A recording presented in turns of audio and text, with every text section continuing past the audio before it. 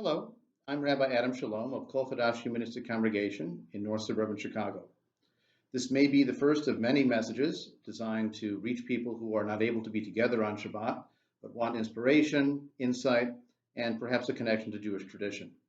Separately, I've recorded a video of our basic Shabbat symbols and blessings, which you can find on the Kol Chadash website or on the Kol Chadash YouTube channel, which is linked in the description of this video. I stand here, or I sit here rather, on the edge of Purim, which took place this past week. And we are facing a very serious challenge in American life, the challenge of the COVID-19 virus and what may or may not happen. At this point, we don't really know what the trajectory of that virus and its impact will be.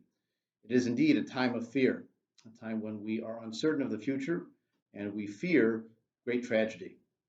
Very appropriate then that it happens around the time of Purim, which itself describes a time of great fear in Jewish, we'll say mythical history, because the Purim story most likely didn't happen historically, even though it is a very powerful narrative and a deeply rooted part of Jewish literary and cultural tradition. In the case of the Purim story, there was a decree issued by the king of Persia that all Jews were to be destroyed at a certain time.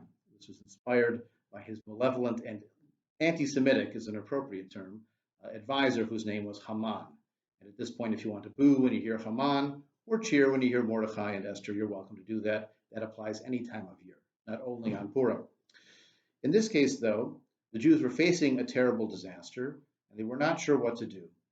In the end, Esther, who herself was living in secret in the king's house, not having revealed her particular ethnic and cultural identity as a Jew, she is reminded by her uncle Mordecai that perhaps this is the time for her to do something important, rather than wait or hope to act instead.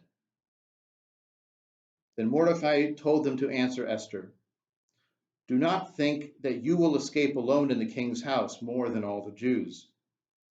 For if you stay silent and do nothing at this time, then relief and deliverance may arise to the Jews from another place, but you and your father's house will surely perish.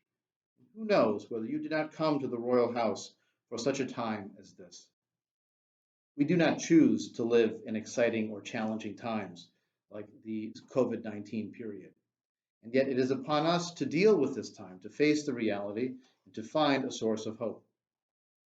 In the story of Esther, one of the controversies of the book is the fact that they do not rely on a god or a prophet or miraculous intervention. In the end, it is human contact and human intervention that saves the Jewish people. And when they remember this day, they remember that it transformed from a time of fear and disaster into a time of joy and celebration. The days where the Jews had rest from their enemies, and the month which was turned from them, miyagon lesimcha, from sorrow into joy, ume'evel leyom tov, from mourning until a holiday.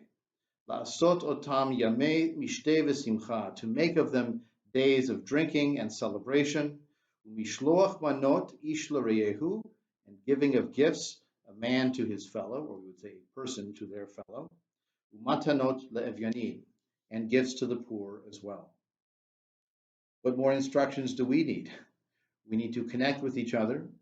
We need to deal with the challenges of the moment in which we find ourselves.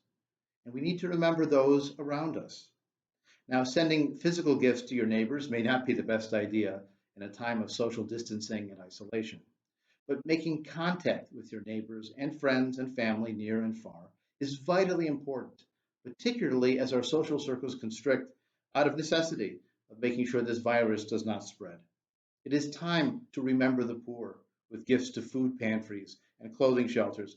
After all, if the economic dislocations of this issue persist and deepen, we know there will be people who will have those dire needs that we can perhaps meet at this time.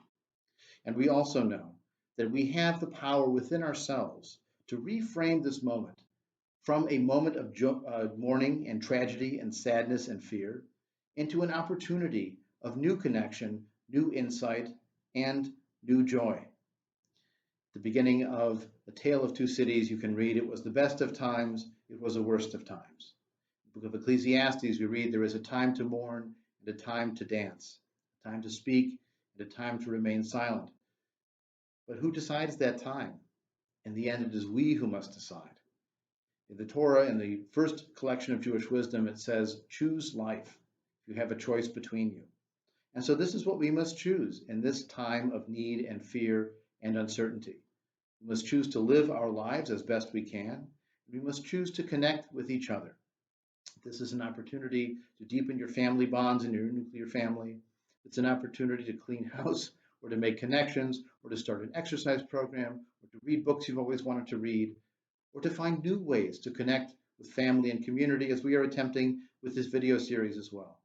This is our opportunity to reframe, to pause, and thus it is appropriate on Shabbat to take that moment of stopping to reframe your life and collect your thoughts. For humanistic Jews, Shabbat does not remember a global creation by a divine creator.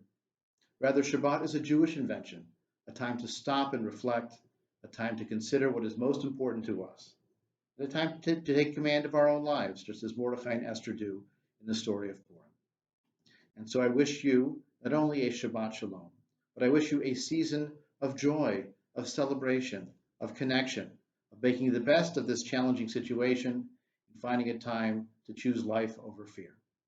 I wish you a Shabbat Shalom.